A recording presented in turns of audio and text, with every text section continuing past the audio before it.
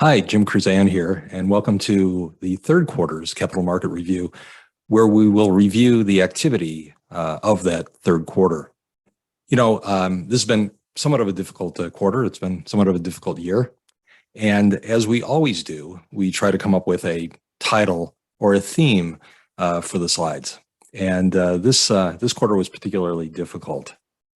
Using the theme, taking advantage of opportunities during continued inflation uncertainty. What I'm saying is looking for any opportunity in what is quite a challenging and difficult market. We've started these capital market reviews years and years ago, probably 15 years ago, I would suspect, because at the end of the day, we do feel the economy matters. And as we do every quarter, we want to spend a little bit of time dissecting a dozen or so slides to get a better idea as to what's actually going on in terms of corporate growth, the job market, corporate profits, inflation, and interest rates. And the last 12, 13 years, many of the slides have been somewhat benign. There hasn't been much going on in terms of interest rates or inflation. There certainly is a whole lot more of that these days. We do this because we feel it's important to have a thesis, have an opinion on where we are and, more importantly, where we're heading. We need to get two things right. We need to have an understanding of where we are in the economic cycle. Is this the recession or is this pre-recession? 2 years ago, we had a recovery off of a very shallow, in terms of time, but deep recession. And then through the end of last year, one could argue that that was a very mature market that obviously, hindsight being what it is, somewhat peaked. So knowing where we are in the economic cycle helps from an allocation and portfolio positioning perspective. The other thing that's important is getting a clear understanding of where the Fed is. Are they our friend or our foe? Are they more apt to create headwind, which creates some navigation issues? Or do we have wind at our back where we have the ability to take advantage of that type of environment? Our agenda for today is going to be relatively short. We're going to spend a few moments looking at the pace of this recovery. And I'm talking about the post-COVID recovery and the fact that some of those engines are now beginning to roll over. We'll talk a little bit about corporate profits. We couldn't have a discussion without talking about monetary policy, or specifically the Fed. And then we'll spend a couple of moments just talking about logic versus emotional investing and consumer confidence and how that plays into the whole scheme of investment and investment timing. So let's get right to it. Let's start with the recovery. This is really an interesting slide. It's a longer term slide, the last 20 some years of GDP. The trend line that you'll see, the blue hash mark running left to right, is the long-term growth trend of GDP. 2%, that's it. Our economy doesn't grow for long periods of time, much longer or much higher than that. There's several reasons for that. GDP is usually driven by two components, labor or size of labor force and productivity, or what has technology done to improve the processes and profitability. Obviously, there hasn't been a ton of new technology. You look at periods of time when there have been huge surges in GDP, and they usually surround some technological innovation, huge innovation in the early 80s with laptops, so on and so forth. The thing that really holds us back is labor force, and in particular, U.S. birth rates and somewhat of a questionable immigration policy. Both of those tend to cause a much slower growing labor force. You'll see at the far right, the V-shaped drop that we saw because of COVID and the dramatic recovery, in part because of a huge amount of government spending. There was spending, a lot of money flowing, M2 exploded, and we got this huge V-shaped recovery that brought us back to the trend line. And now we're rolling over a bit. And this is that issue about, are we in a recession or aren't we? And we should have some clear definition of that quite soon. Looking at labor, one of the components we talked about, we've seen a huge dislocation in the labor force. And I think that's also one of the reasons that a lot of folks are saying, in spite of the fact that we've had 2 negative GDP quarters in a row, classic definition of recession, a lot of folks are not willing to admit to a recession yet because labor is surprisingly strong and quite resilient. Up until recently, as you'll see in the first chart to the left, we had essentially 2 job openings for every 1 unemployed person in the labor pool looking for work. That created quite a bit of problem from the standpoint of hiring and has been somewhat the seed of a lot of this wage-based inflation. When you look at the JOLTS numbers, you will see, these, by the way, are the 2 charts to the right. You'll see quits at or what were at historic highs. These are people who are just leaving the workforce, quitting job for perhaps better opportunities down the road. In a very tight labor market, you typically don't quit until you have another job in place. That's not the case. These are just quits. And at the same time, you see almost historically low layoff numbers. Employers are not purging and not getting rid of employees. Again, a function of this fact that there are way more jobs than people who are willing to seek them. In all 3 cases, you'll see the numbers have come in a bit. And that's a function of where we are with our economy and perhaps pending recession. First, companies stop hiring, then they start laying off.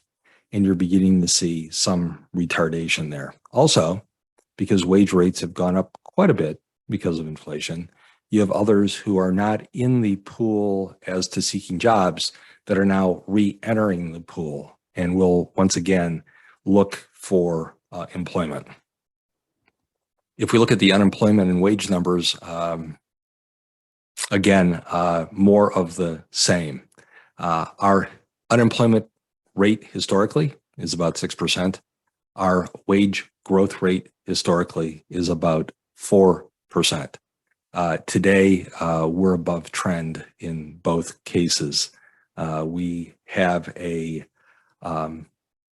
wage growth rate which exceeds 6%, which is significantly high, and a unemployment rate that is hovering below 4. This again is a function of the slides that we just saw previously. And as a result, it is creating a scenario where it's hard to actually agree that we are in some type of recession. In both cases, you can see it slightly on the slide, those numbers are beginning to reverse a bit. We are beginning to see some unemployment pressure, and more than likely we will see more of that as the effects of interest rates on the economy continue to have an effect. Inflation has been the big concern. We've been worried about inflation all year. Clearly, many now are arguing that this is not transitory. And it looks like, for all practical purposes, inflation peaked in June. Year over year, inflation numbers were 9.1%. And you'll see they've moderated a bit since then. If you look at the chart to the left, you'll see kind of color-coded, kind of stack-ranked, several different components of inflation. Things like housing, which is the dark blue, or shelter. Things like restaurants. Things like food at home. And green, which would be energy. And really the biggest drop that we've seen in terms of Inflation, the real driver for why inflation is a bit less than it was in June, has been energy prices, which have come down measurably.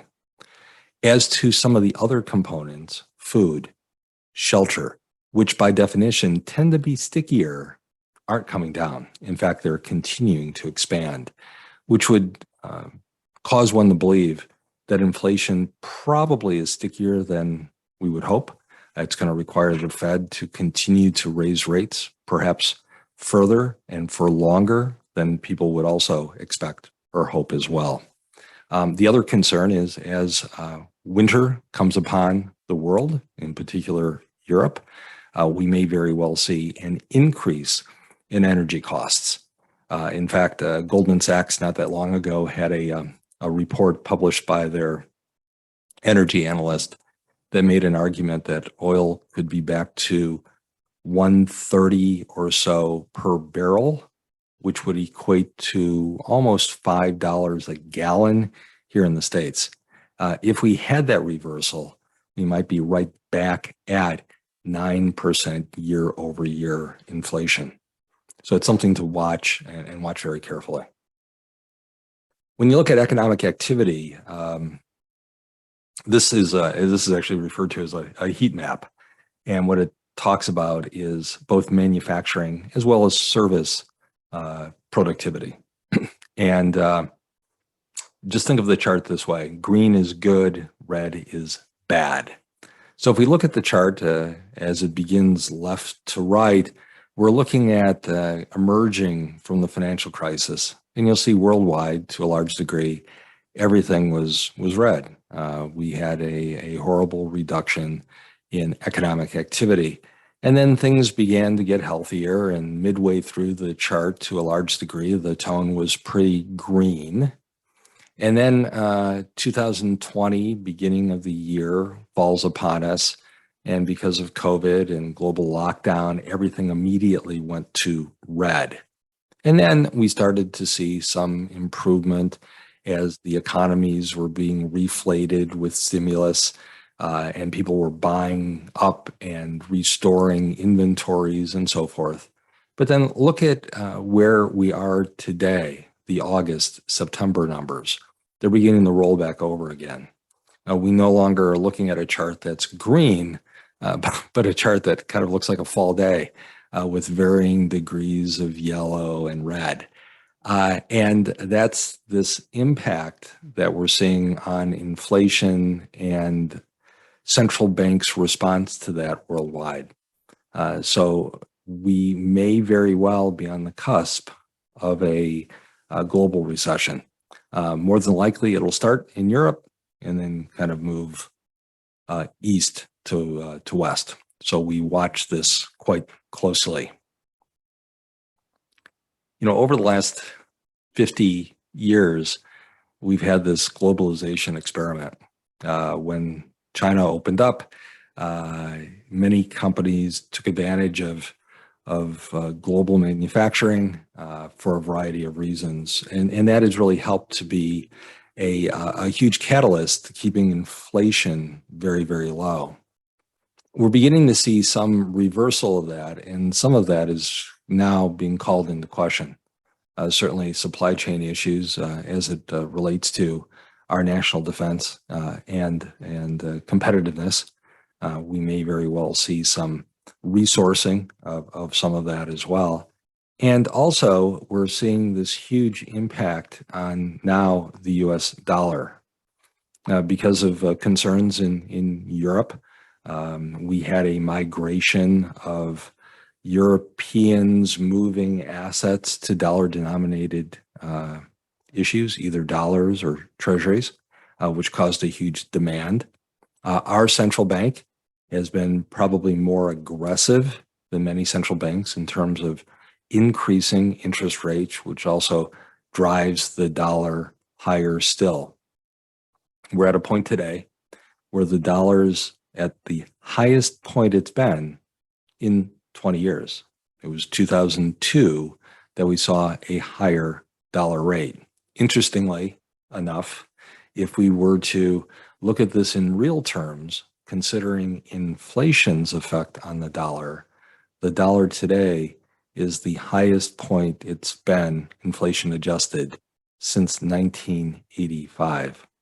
And with it comes its own set of problems. This will have a huge impact on our trade deficit. Our trade deficit is now about 4% of GDP. That becomes a tax on our GDP. Also, it will impact our multinationals here in terms of profitability. And it makes, from a manufacturing perspective, U.S. goods and services sold overseas much more expensive. So this becomes a huge issue and another reason why the economy may slow down over the next several months or next quarter or two. Let's turn for a second in terms of corporate profits, because we've had a somewhat of a reduction there as well. Last year, 2021, was an incredibly strong year. We had 70% earnings growth. And again, that was coming from a quite a low 2020. As you can see from the chart, all of this activity is in the far right-hand side. 2020, we had a 22% drop in margins or profitability, a 70% increase in 2021. And this year, we have seen so far about a 3% drop in earnings, but the drop is perhaps not quite enough. More on that in a moment. It's expected that we may see about a 1% increase in earnings this year. Now, what's interesting is when you look at analysts, many analysts are expecting 7 to 9% improvement in earnings this year, and many have not taken down earnings estimates yet. And I think that becomes the next shoe to drop. If you think about it, at the end of last year, the market was priced, when I say market, I mean S&P, at about 4,800. The multiple, or PE, was about 21. We'll call that 20 times earnings.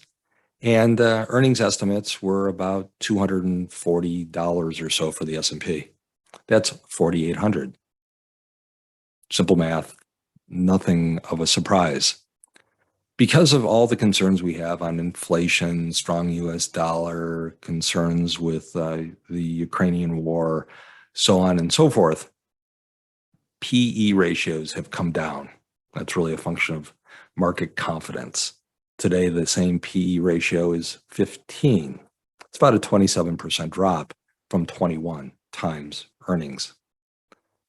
Not a surprise that the market is down 24, 25, 26% year to date.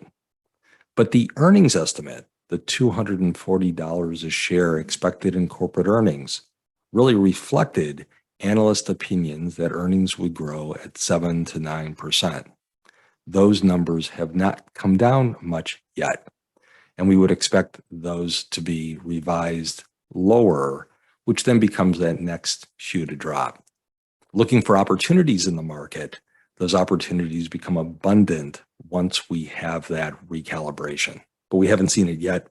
We may see it or begin to see it with earnings numbers being reported this quarter. Now on to the Fed. I should have, and I apologize for not having it, a slide from 6 months or a year ago. Because when we look at the dot plot, and by the way, that's all those percentages in the far right-hand side, looking at where we were a year ago in terms of where we would expect interest rates to be, that plot was very flat. It was not parabolic as we've seen it here recently. And the numbers were all a two handle, 2+%. Obviously, the expectation is interest rates are going to continue to rise for some time to come. In fact, if you look at that chart, the expectation is we're probably going to see interest rates rise well through the end of next year. You'll see a couple of different colors. That dark blue That's the FOMC, or Federal Open Market Committee. That's the government's view of where things are. And they're expecting rates to continue to rise. So far this year, they've increased rates 3%, from 0 to a quarter, which is where we were at the beginning of the year, to where we are today at 3.25. Now we're expecting a 75 basis point increase coming up, and perhaps one more before the end of the year. That brings us a lot closer to that 5% number, and more than likely it might be even higher than that. And part of the reason is the realization that inflation is a bit stickier. Now, what's interesting is if you look at where the Fed is, again, those dark blue percentage numbers, and look at the green, which is market expectation, there's a bit of a difference. The market is not expecting the Fed to do what the Fed is anticipating doing. The market is expecting that at some point, sooner than later, they will pivot. That might be a surprise, and if it is, it more than likely will factor into a negative reaction. Long term, everybody agrees they want to see interest rates in the mid twos, which would imply inflation a whole lot closer to 2%. But that's out there beyond 2024 into that period called long term. Because of the sharp rise in interest rates, it's had a devastating effect on the bond market. Now, historically, bonds have been the insurance policy of the portfolio. You buy bonds because you want yield or cash flow. And frankly, for the last 15 plus years, there was none. There really was very little yield out of money markets, passbooks, or bonds. We're beginning to see some of that today. That is a plus. But the other thing is bonds typically are negatively correlated to the market. Market zigs, bonds zag, markets drop, bonds go up, especially in a slowing inflationary, recessionary environment. That has not been the case. If you look at the left-hand side, that table, and look in the middle of that chart, all those red numbers, those percentages, that's year to date, that's through September, performance in various bond categories. Look at the 30-year Treasury, putting money away, giving it to the US government with a guarantee of getting it back and getting a rate of return each and every year. 30-year bonds are down 31%. The aggregate bond index is down about 15.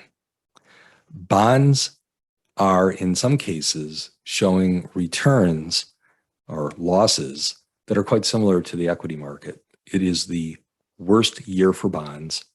And because of that, it is the absolute worst recorded year for a balanced account, 60-40, 65-35, an account that you would typically feel comfortable putting a retiree in, widow, orphan, etc. Now, to try to come up with a positive, at some point this reverses. At some point, the economy enters into a recession, the Federal Reserve will have to pivot, and interest rates will start to come down. And this will set up a huge rally in the bond market. The table to the right shows sensitivity. What happens in terms of bond pricing should interest rates rise or fall? And if you look at, as I mentioned before, the 30-year US Treasury, it's, I think, the fifth entry from the top. A 1% decrease in interest rates will drive a 24% increase in US Treasury bond prices. So there's huge opportunity as this thing rolls out into the next year and beyond. Let's talk for a moment about current valuations and also consumer confidence and how that impacts the markets. Right now, we're seeing valuations that have come down quite a bit. Historically, stock market price earnings multiples have been about 16, 17 times earnings, 16.8 to be exact. In periods of extreme stress, those numbers will drop below that. They did in 2020. We saw about a 14 multiple on the S&P. We saw a multiple of sub 10 during the financial crisis. So while the PE ratio today is lower than long-term trend, it's not as low as we've seen in other periods of stress. So is this fair value, or do we have a bit more work to do on the downside? It remains to be seen. But certainly valuations have come in, which is a positive.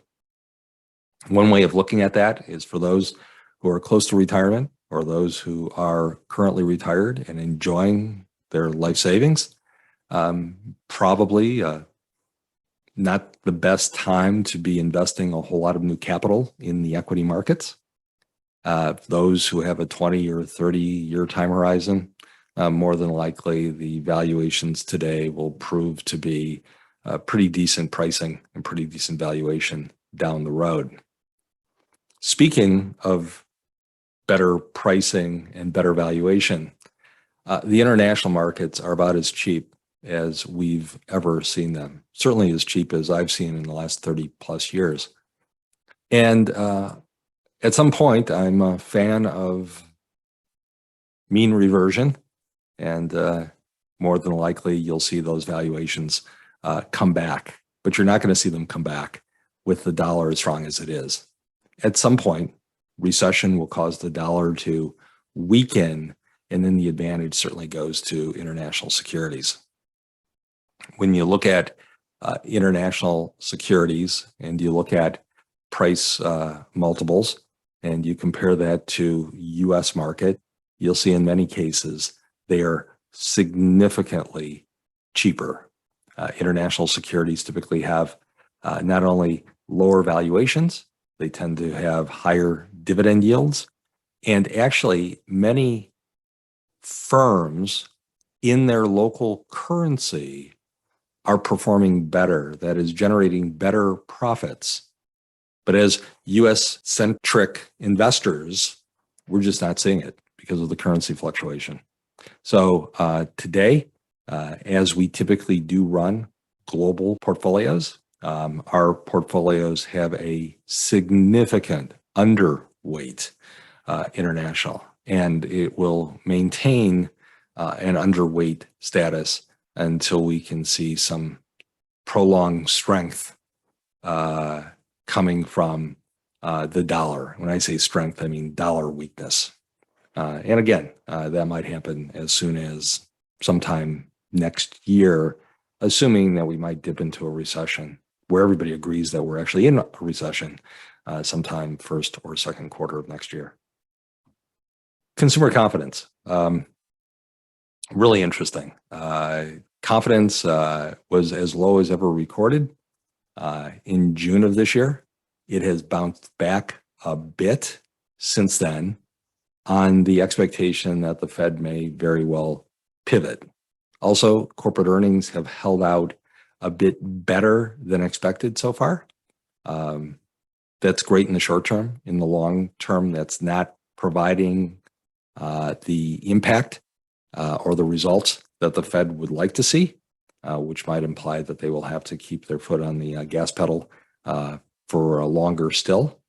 But we've certainly seen a drop in consumer confidence, and rightfully so for all sorts of reasons.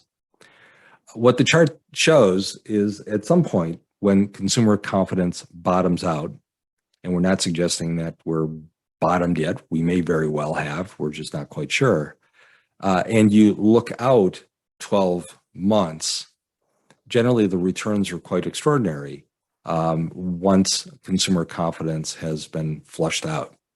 On average, when you look at these troughs in consumer confidence, 12 months out, the S&P returns have been up nearly 25% on average over every one of these consumer confident troughs. If you invest coming off of a high where everybody is incredibly excited about the market and prospects, think of late last year, Think of when people were buying mime stocks and SPACs and all kinds of craziness. The 12-month forward-looking return averages are much more subdued, more like 4%. So at some point, looking out, there will be huge opportunity. What I'd like to see is what happens with respect to earnings, and does the market recalibrate? And then at that point, I'd be much more interested in looking at re-engaging to take advantage of whatever that opportunity is.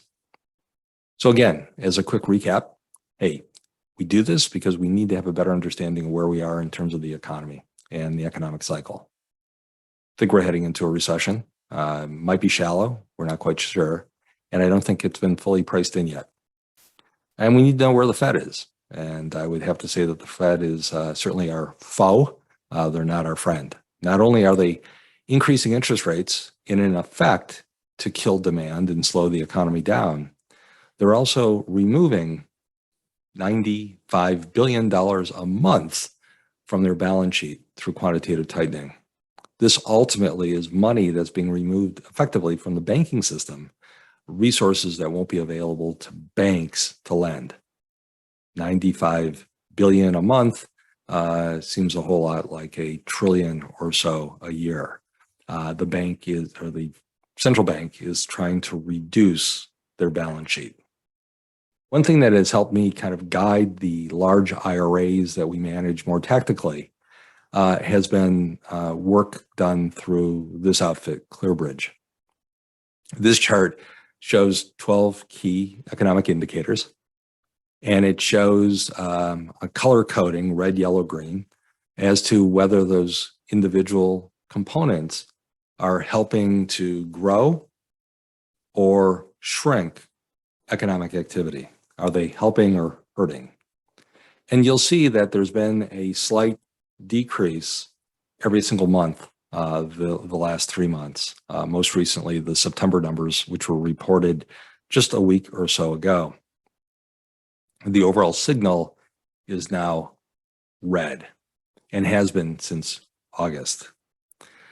This firm, ClearBridge, has used this data successfully to identify and anticipate, predict, if you will, the last 8 recessions accurately. When the overall signal, which is now red, is green, there's an extremely low probability of seeing a recession inside of the next 12 months. When it's yellow or cautionary, high probability of recession inside of the next 8 months. And when it's red, as it is now, high probability of recession inside of the next 3 months or so. If you look at and have followed some of the actions and activity as it relates to IRA, the fact that the IRAs are much more defensive these days, all we have to do is simply go back and look at where these charts were last fall. Last fall, September, those same portfolios, which have a very, very low percentage of equity exposure today and are much more defensive, were fully engaged. Those balanced accounts actually had more equity exposure in September of last year than the target or bogey would suggest. Wind was at our back. Everything was humming along. And then we started to see some degrade. From September to October, a green turned yellow. October to November, another green turned yellow, and then December, one of the yellows turned red, which is, as you see here, and it progressively got worse after March of this year, with the Fed actually starting to tighten. So we watch this very closely. It is one of the gauges we use to adjust our exposure to market risk. And we do this because it's way too late to take action once everybody agrees we're in a recession. Markets, as you'll see from the red curve, tend to front run the economy, which is the blue curve. Normally what will happen is the market at some point will sense the worst is behind us. The Fed maybe is no longer raising rates. And at that point, people will start to look at taking positions with the idea that eventually things improve. Part of the reason that you see the economy continuing to weaken, even though the market is starting to bottom and rally, again, this is sometime down the road, is simply the fact that all of those rate hikes that the Fed has put in up until the time they stop raising rates, many of those have yet to have full effect on the economy. So even though they have stopped raising rates, we have not seen the full effect yet of all those rate hikes being engaged in terms of economic weakness. So that's kind of why we see that. The other interesting thing on the slide is the green boxes above, which kind of show what areas of the market tend to do better, that tend to hold their value better, that tend to lose less, depending on where we are in the economic cycle. It's not a surprise for those of you who follow actions and activities within your IRA, that IRA has very little growth, very little technology, because at this stage in the economic cycle, value does much better, as witnessed as well by the slide. Healthcare, utilities, financials, staples hold up much better than basic materials, cyclicals, technology, and such. We appreciate you as a client. We appreciate your trust and confidence over the years, and we would love to help you help others who you care deeply about. Why not a second opinion? We'd love to talk to your friends, relatives, and be able to at least give them our opinion on where they sit from a retirement readiness perspective. We walk all of our new clients through an elegant process that we call the Evolutionary wealth process. It ensures that all aspects of retirement are taken into consideration, and we apply a series of techniques and tactics to improve, or in an attempt to improve, outcome. If you have any questions, please reach out or visit us at our website, kaydanwealth.com. With that, I want to thank you. Be safe, stay healthy, and we'll talk to you next quarter. Thank you very much.